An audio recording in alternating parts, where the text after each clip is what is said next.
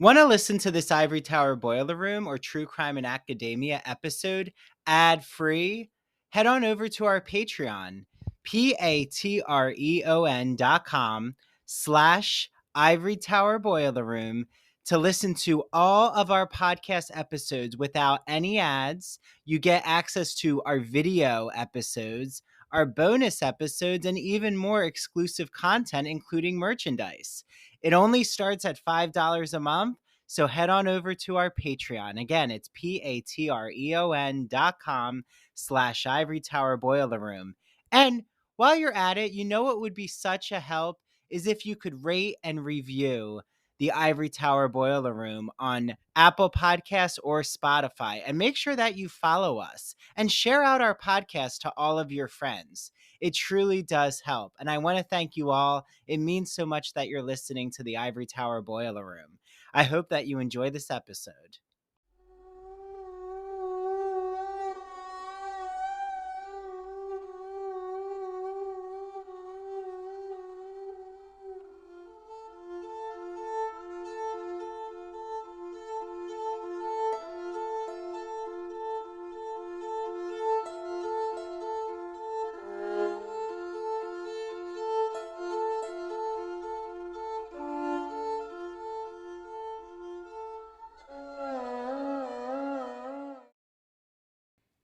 Hey, true crime friends, welcome back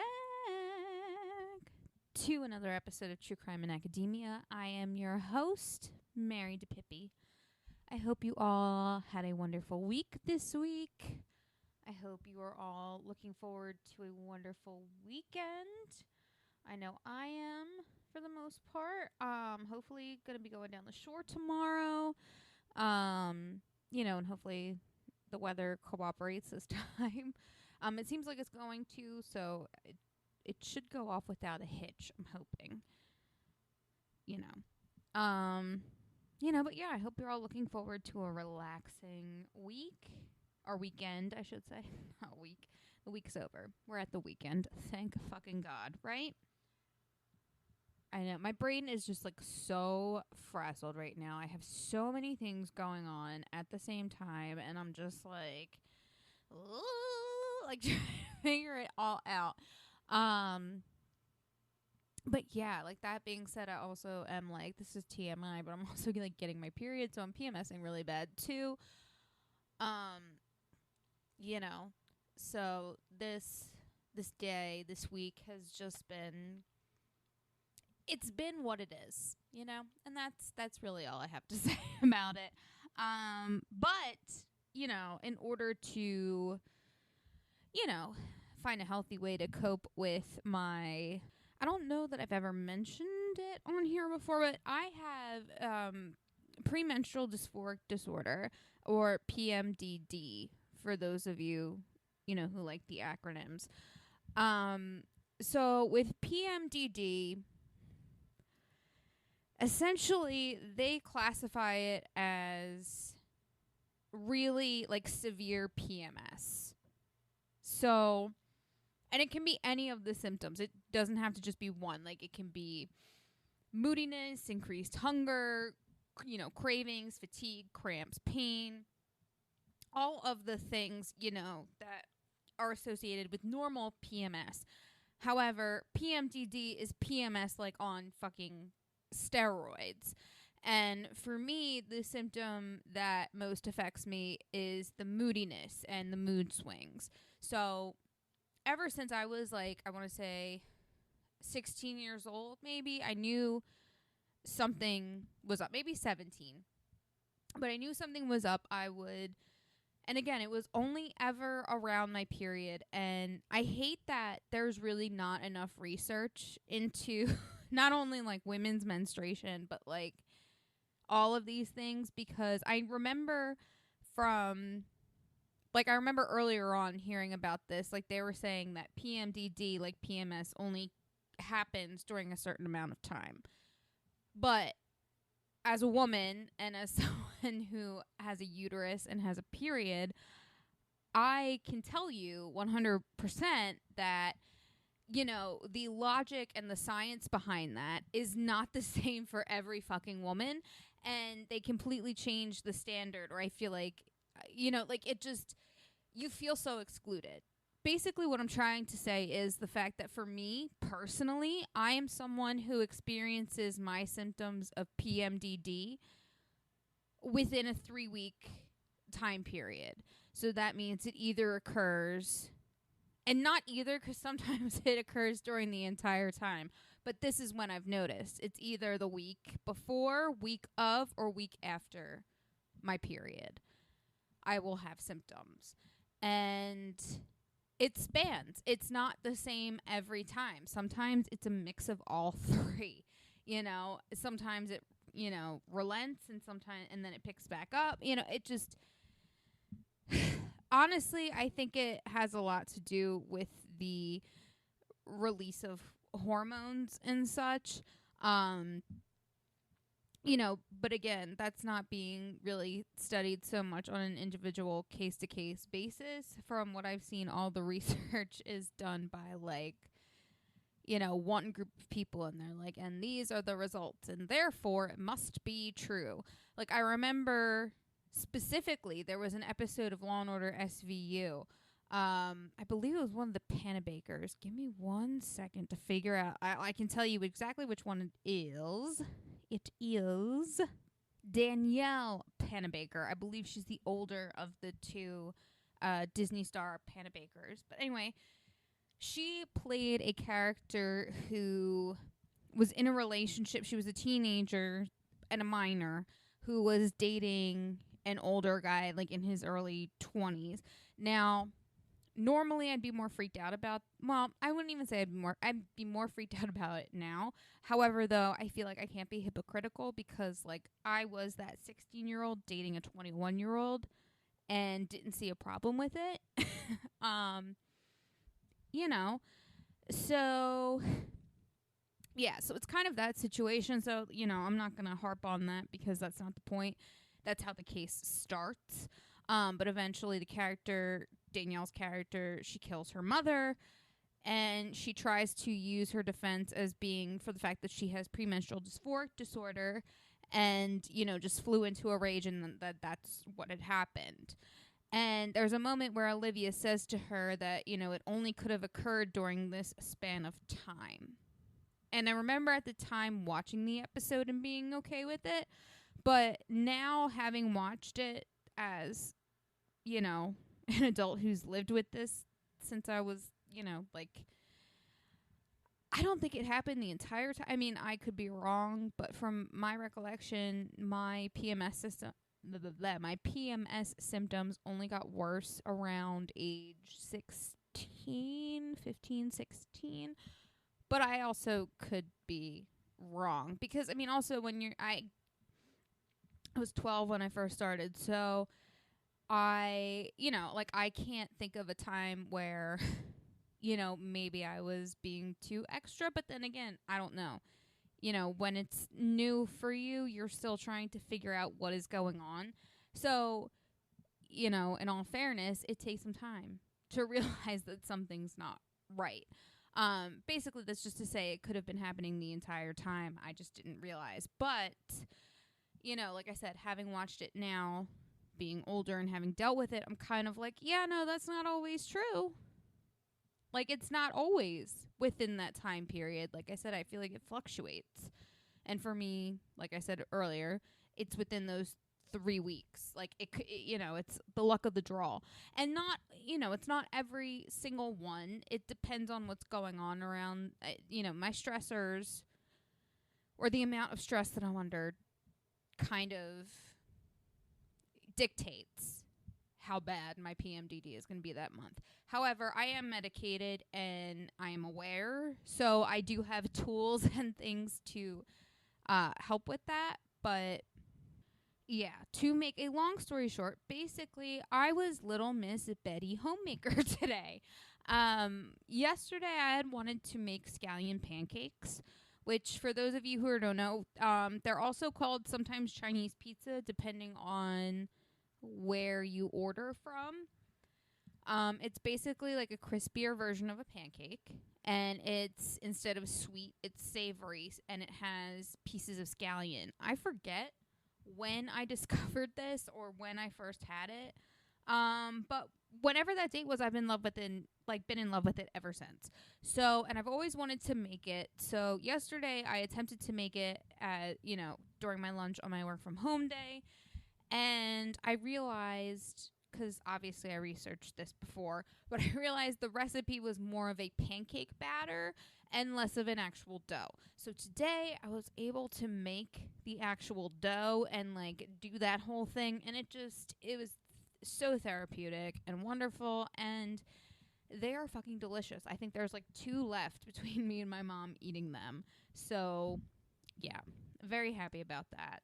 I will post the pictures of those in social media, and if any of you would like the recipe, I will be happy to give it to you. Either comment or slide into my DMs. Either or, I'll help you out there.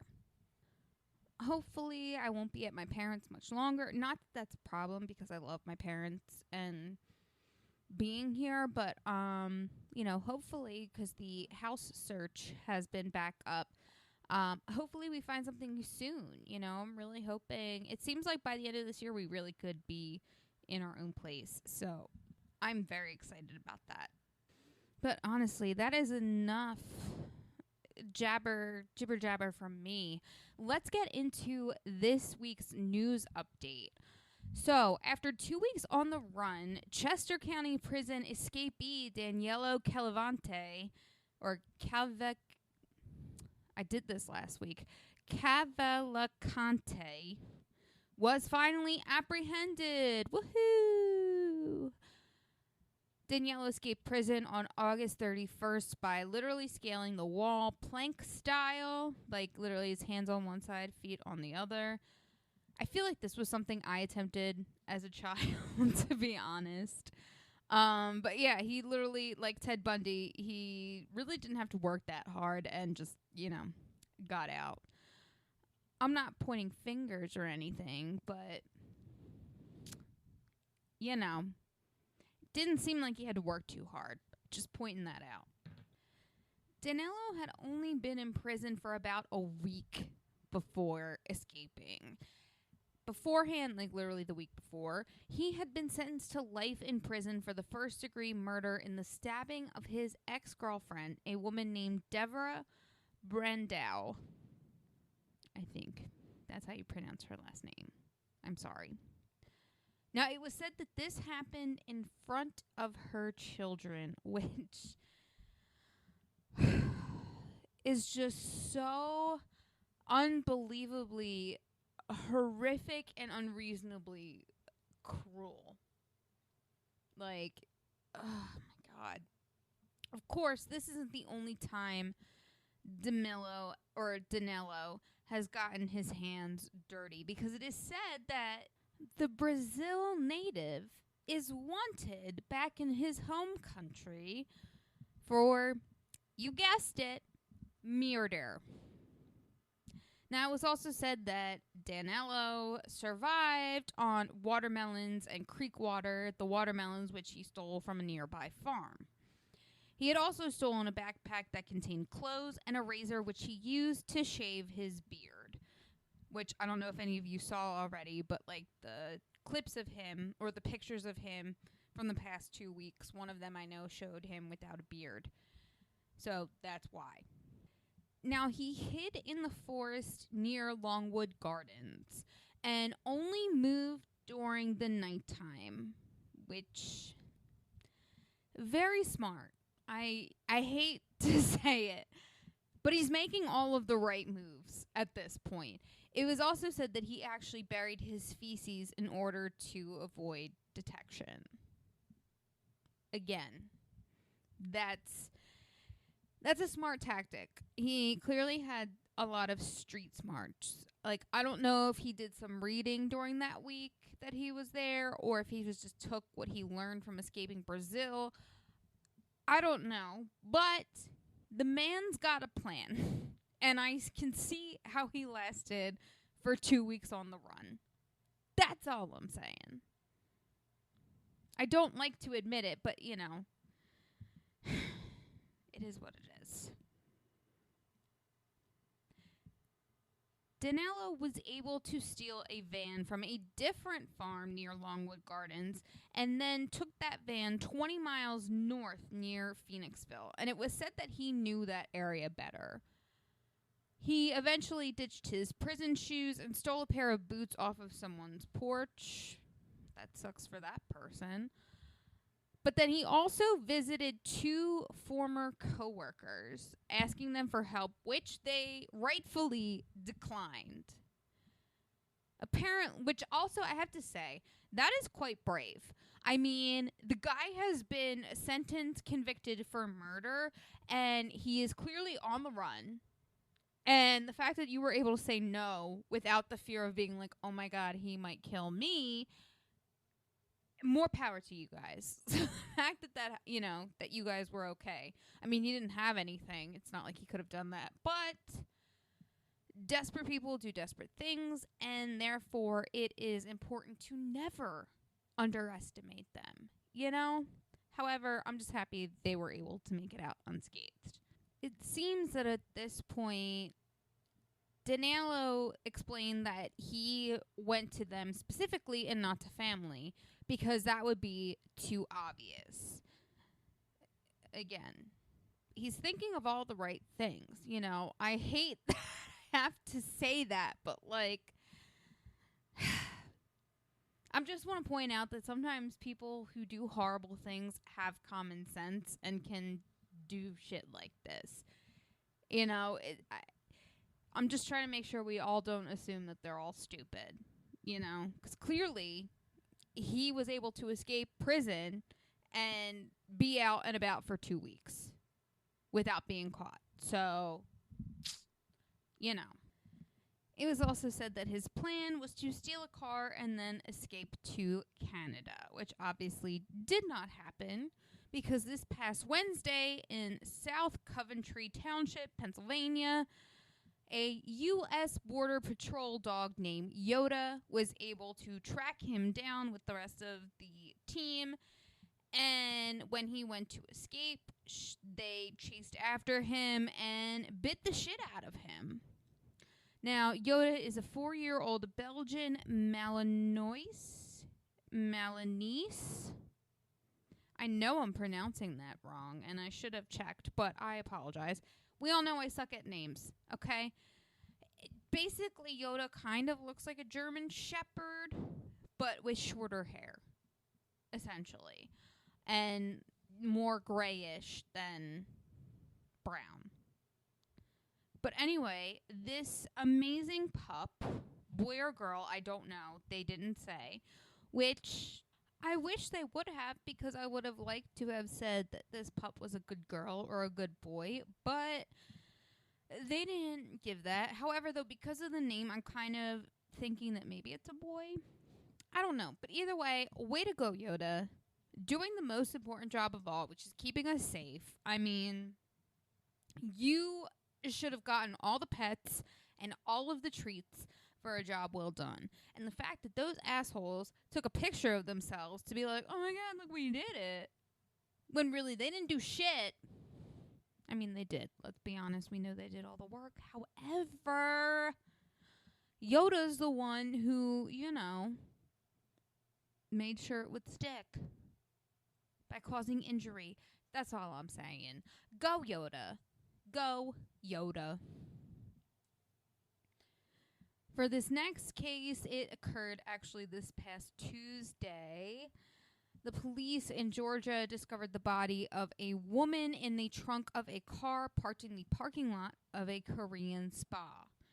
Now, according to reports, the woman was beaten and starved for at least 3 weeks before her death and weighed a total of 70 pounds. The exact cause of death is still undetermined, and it was said that a relative of one of the suspects found the body in the trunk after the suspect asked them to retrieve an item for them. Yeah. Also, I feel like most of us can put 70 pounds in perspective as far as a human is concerned and understand how underweight that is. But I just want to reiterate how severely underweight that is. No one other than maybe a very skinny, hyperactive 8 8-year-old child, 8 to maybe 9-year-old child should be weighing 70 pounds. And I don't even think that's healthy for that age group. So that's just to remind everyone how severely starved this poor woman was. Police were able to connect the murder to a religious group, or cult, in my opinion, called the Soldiers of Christ. Gwinnett County Police raided a home in Lawrenceville, Georgia, and believed that the abuse and torture and subsequent death of this woman occurred in the basement of the home that they raided. 6 people, 5 men, 1 woman, 5 males, 1 female, including a 15-year-old boy, were arrested and charged in connection to the woman's murder. Other charges in connection with the crimes committed by those individuals include false imprisonment, tampering with evidence, and concealing death. The victim was believed to have been in her her 20s to mid 30s, and was believed to have been lured to the United States from Korea by this group to join their group, the Soldiers of Christ. This case is still ongoing. There are no court dates that I've seen as of yet. The woman's name is unknown, but the suspects are, and I don't think they personally deserve any attention at all whatsoever. So I'm just not going to name them. If you want to know who they are, you can find them in the section of my show notes, because I know. I'm the type of person who, when I hear that, I search that, because I'm so nosy, I want to know. However, in this situation, like for me anyway, I just don't feel it necessary to talk about them and give them any sort of direct credit for what they've done, because, well, they don't deserve it. You know? Anyway, this week we are getting into part 2 of the Patty Hearst series. So we're going to take a quick break, and we will be back with Patty Hearst, part 2. Hi, this is Andrew, and I'm interrupting what I know is an exciting ITBR episode to talk to you about one of our sponsors, the Gay and Lesbian Review. Discover new things about gay and lesbian literature, history, and culture with a subscription to the Gay and Lesbian Review, a bi-monthly magazine of history, culture, and politics that publishes essays in a wide range of disciplines, as well as a slew of reviews of books, plays, and movies, and a number of special features, such as artist profiles and our popular art memo column.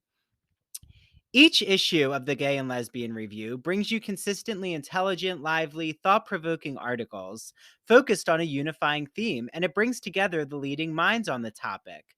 You won't find a lot about the latest dating fads or fashion trends, but you will definitely find articles about online dating, like using Grindr as a social phenomenon, or even the gay influence on 20th century fashion.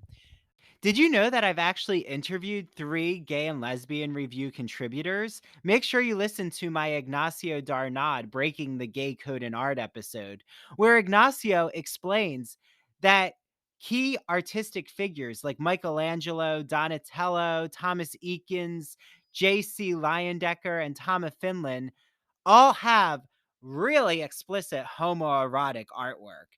And then head on over to the next episode where I talk with Dr. Vernon Rosario about LGBTQ psychiatry and how homosexuality got depathologized.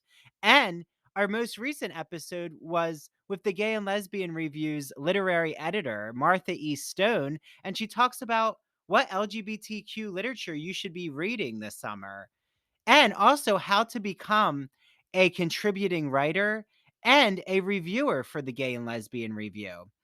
To subscribe, visit glreview.org. That's glreview.org. Click subscribe and enter the promo code ITBR to receive a free copy with any print or digital subscription. And as an added bonus, you also receive online access to all of the Gay and Lesbian Review's archived issues. All of them. Okay, enjoy your reading, everyone. LGBT stories are universal, but each one speaks to the individual heart and soul of the writer telling it. Do you have a story to tell? Or have you been moved recently by an LGBT book, film, painting, television show, or other form of media? Then the Gay and Lesbian Review wants to hear from you. The GNLR believes in bringing awareness to queer art and artists through reviews, commentary, and thought pieces in which the author relates their personal lives to a particular piece of art, a novel, a movie, or what have you. In addition to the print magazine, the GNLR also publishes articles on its blog as well as personal essays on its popular Here's My Story section on glreview.org. That's glreview.org. To learn more about submitting an article for the GNLR, visit their writer's guidelines. The link is located at the bottom of the homepage. And if you have any questions, email publisher Stephen Hemrick. That's STEPHEN.HEMRICK at glreview.org. The GNLR and its readers can't wait to see what you have to say. So, just a baby recap before we get into the full episode here. Patty Hearst, granddaughter of William Randolph Hearst, the newspaper mogul, her father, Randolph Hearst, one of his children, was kidnapped from her apartment that she shared with her fiancé by the Symbionese Liberation Army, or SLA. Now, the SLA sent out a communique announcing that, who they were, what they were doing, took responsibility for Patty's kidnapping. And I know I said that we would pick up on the infamous, not first, I misspoke last week, but the infamous tape. But first, I kind of want to talk about the letter or the communique that they sent out, because they also sent out some more. So let's talk about those a little bit. So the first one that they sent, like I said who they were, what they were doing, and why they kidnapped Patty, kind of. 4 days later, they sent out a second one to the radio stations with a demand. Now, in order for Patty's release, her father, again, son of William Randolph Hearst, who really did not get as much money as everyone probably in this group thought that he did, because none of the kids got money. It all went to the Hearst Corporation and, keeping the, newspaper machine alive. So like I said, they didn't get as much money, just a reminder. But here they think that they did. So I know I did a recap already, but I just wanted to remind everyone of that because it's kind of important to what happens next. So the SLA demands that Patty's father, Randolph, feeds the populations of both Oakland and San Francisco for free. Now, I don't hate the idea of forcing a rich person to feed people. Like, I don't hate these demands specifically. I hate how we got here or how they got to this point, but like I said, I don't hate the demands, However, as mentioned, like I said, it's important. He didn't have this money.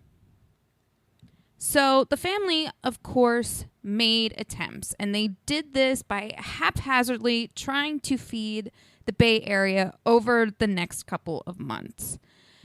The SLA also just kept sending out communiques, and they just kept getting more and more bizarre. At first, the family gave out $2 million worth of food, to which then the SLA responded by asking for $6 million more worth of food. Again, they didn't have the money at this point. I think they really only had enough to put out the 2 million for, to give as many or as much food out as they could for that much money. But, they didn't have the 6 million. They couldn't, just keep doing it and doing it and doing it, like I'm assuming that the SLA thought that they could.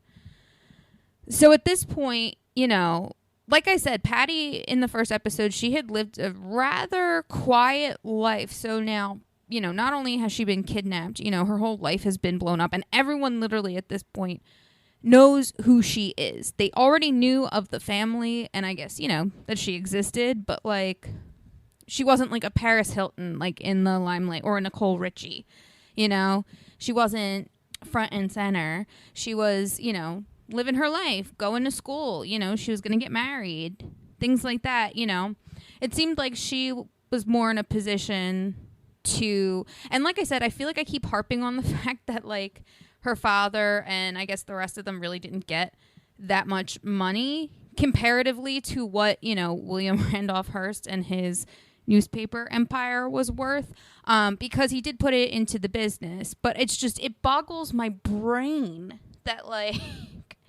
that is the situation, just because it feels like it's so not uncalled for, but just uncommon, And I feel like Patty in this situation was kind of just like I said, she was more private. People didn't know about her. She was going to school. So I feel like she did obviously have some privilege by having rich parents and a rich grandfather who, created, like I said, that huge newspaper empire. But it seemed like to some degree she was going to have to work to, support, upper, like high class-ish lifestyle that she's probably used to. So like I said, they didn't have the money, her parents. So eventually the Hearst Corporation had to get involved. I don't know if the father went directly. I mean, I'm sure they were aware. Like I said, this was a huge, huge news story at the time. Aside from the fact that the Zodiac Killer was going on simultaneously. So a lot of things are happening, but, this is taking somewhat precedent. So, like I said, I don't know if he reached out to them or what happened. They probably knew and were like, okay, we need to step in here. So they get involved, and they offer to pay for, the additional $6 million more of food if Patty was returned unharmed. This all kind of like this whole scenario that I just laid out, that happened over a span of about 2 months. So there was a lot of back and forth happening. I don't know, like I said, if the $2 million was all at once or if it was spread out. I'm guessing probably. But it seemed like the $6 million, they were like, yeah, no, we need this now. So after 2 months of this insane back and forth, the SLA gave authorities the infamous recording of Patty Hearst.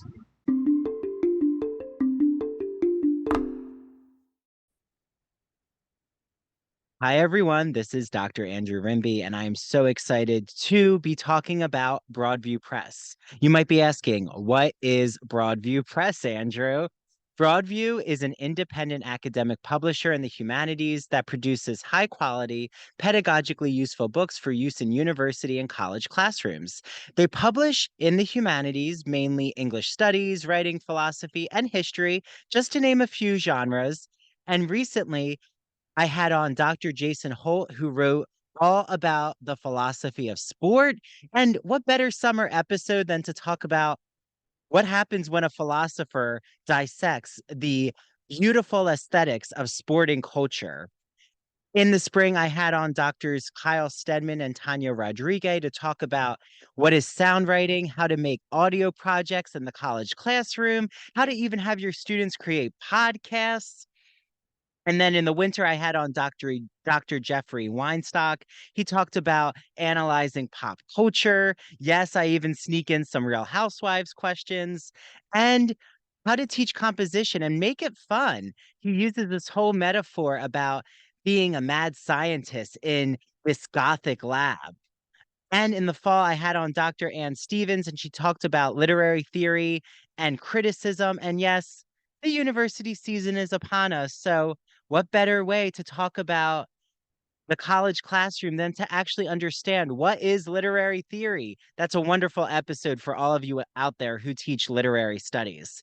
I love Broadview Press. Make sure you use their exclusive code. It's Ivory Tower on broadviewpress.com. You get 20% off all Broadview Press publications. Okay, until the next Broadview Press interview. And now back to the Ivory Tower Boiler Room. Hey, Ivory Tower Boiler Room listeners and true crime friends.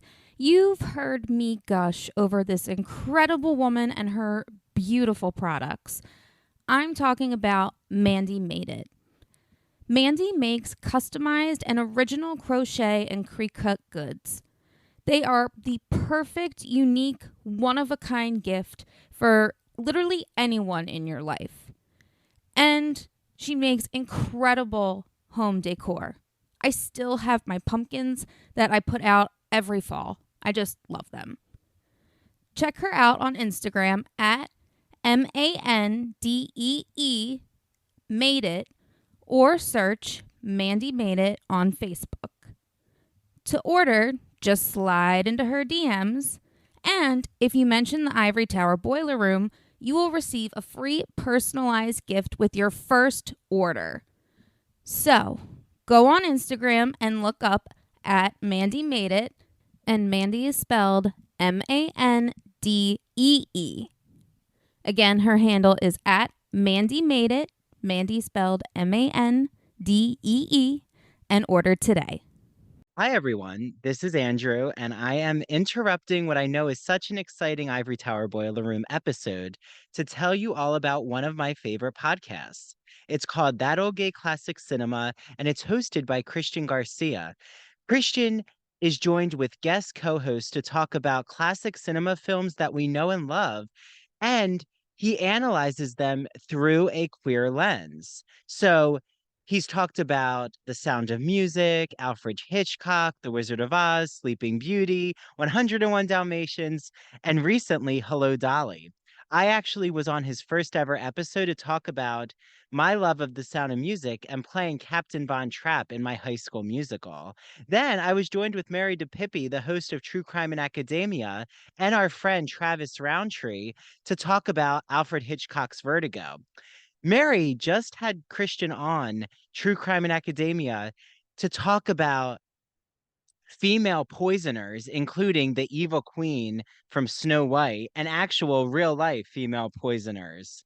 So, Christian's podcast is the best. You must add it to your listen list. After you listen to this episode, make sure you head over to That Old Gay Classic Cinema on Apple and Spotify. Make sure you follow him on Instagram at That Old Gay Classic Cinema. And he's also on TikTok. Don't forget TikTok. Okay, I can't wait for you all to listen to That Old Gay Classic Cinema. And now back to the Ivory Tower Boiler Room.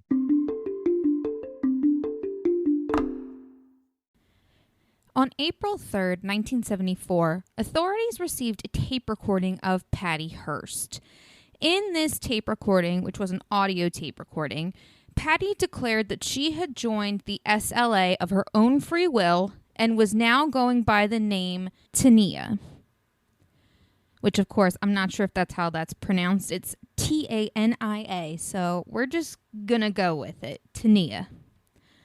She also condemned the quote-unquote capitalist crimes of her parents.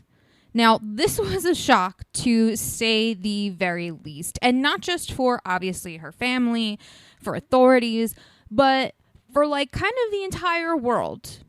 So, just for some context, the bank robbery in Stockholm, Sweden by Jan Erik Olsen, the one where we got the coined termed Stockholm syndrome, that occurred the year before. So I don't think the trials had occurred yet. And not even just the trials, but let alone the notion to even be like, wait a minute, what's going on here? Why are these captives, feeling this way about their captor? So, that coupled with, the cult mentality and brainwashing, like, it just really wasn't being studied that much at the time. So in a way, like, and it's interesting that all like these couple of things are kind of happening at the same time, between, like I said, the robbery at Stockholm, then with like, like the Manson murders and stuff like that. Kind of, we're still kind of getting over that. There's just a lot of, this type of brainwashing and manipulation going on that, like I said, psychologically really wasn't being studied. So, like I said, in a way, this was kind of a phenomenon. 2 weeks later, on April 15th, a surveillance camera at the San Francisco bank photographed and recorded Patty, dressed in dark clothing and wielding an M1 carbine, which an M1 carbine is a semi-automatic weapon that, for, fun fact, was issued by the U.S. military during World War II, the Korean War, and the Vietnam War, which was still going on at this time. So basically, the SLA got a hold of military-grade weapons. And I don't think at the time, I should have researched this, but I didn't look, but I don't think that, you were just able to go get an M1 carbine. Like, I think they were strictly military issued. But I could be wrong. ivorytowerboilerroom@gmail.com. Let me know if any of you out there know. So yeah, somehow they got these weapons, and again, here Patty, who they think is, or that they know now is like joining them. They're like, okay, wow, she's really in it, because here she is at an armed robbery, and not just this one, because later she was then caught on camera again, but this time robbing a store in Los Angeles. So, like I said, she's very much in it now. But some people, or not some people, but some sources do claim that, especially the first one, like, she really only participated to prove her loyalty / like conversion. But it was also said, fun fact, that she could have potentially been involved as early as the extortion of her father and the Hearst Corporation, which, like I said, that happened pretty quickly after she was kidnapped.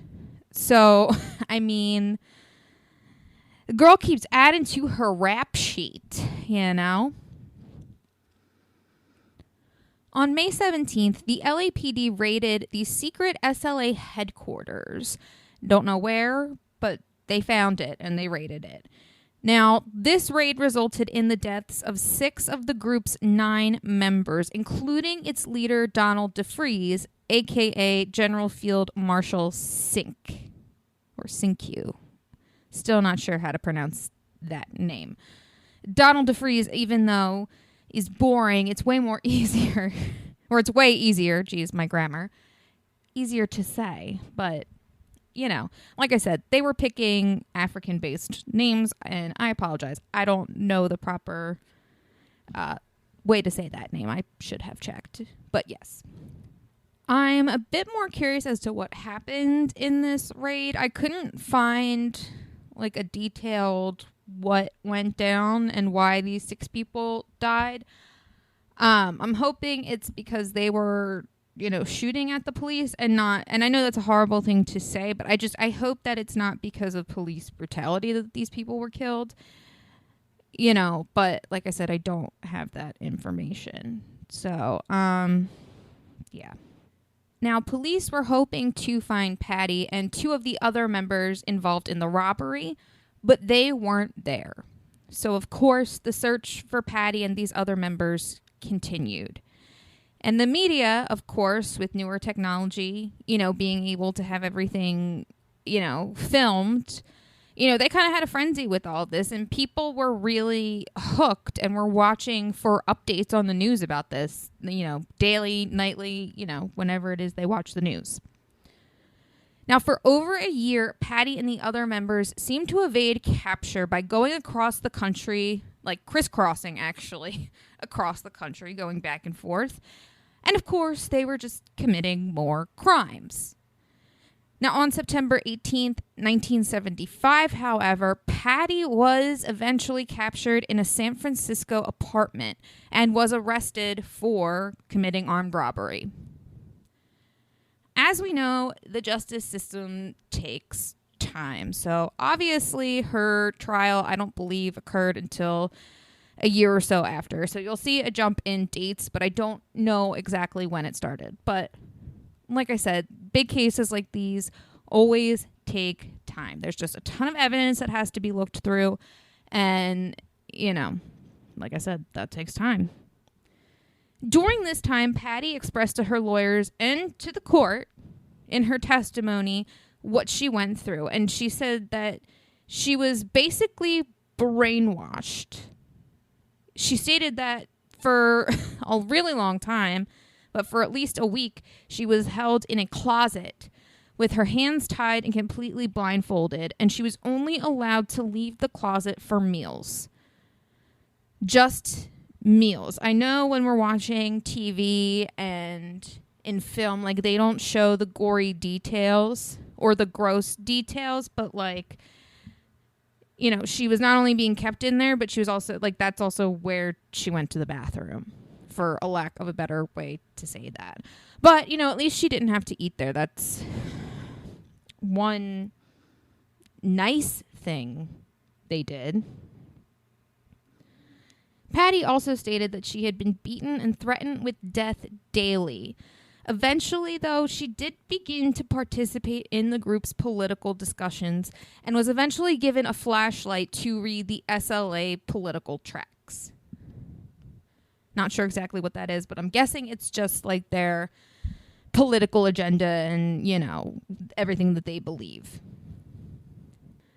She stated that at one point she was told by the group's leader, Donald DeFries, that she was either that the group or apparently he was pushing that there was a higher group than him. I think he called them the war decision maker. Basically the people he was saying that were making the decisions about this war that they wanted to start.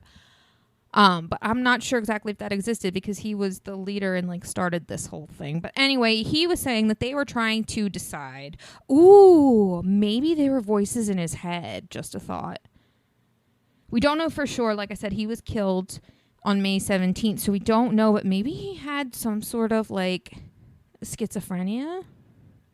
I don't know. That's just kind of how it's sounding. Again, I have no authority to be diagnosing anyone. So, but that's just given this now. Anyway, he was saying that these entities, voices, what have you, were trying to decide if she should live and join them or die. So, of course, for her, that put the thought in her head that, she needed to get on board with this,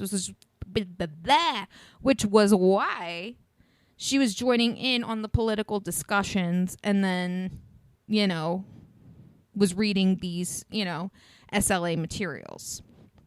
Patty herself had even said, quote, that she accommodated her thoughts to coincide with theirs, end quote.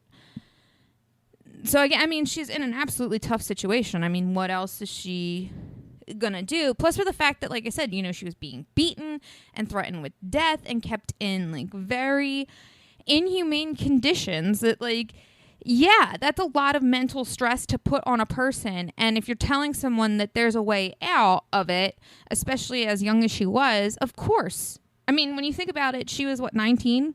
So that she's probably now 20 at this point. Or she was 19 at the time, 20 at the time of her capture. She was young. Your brain doesn't fully form until you're 25 years old. So, even though, some people are well, she could have fought harder.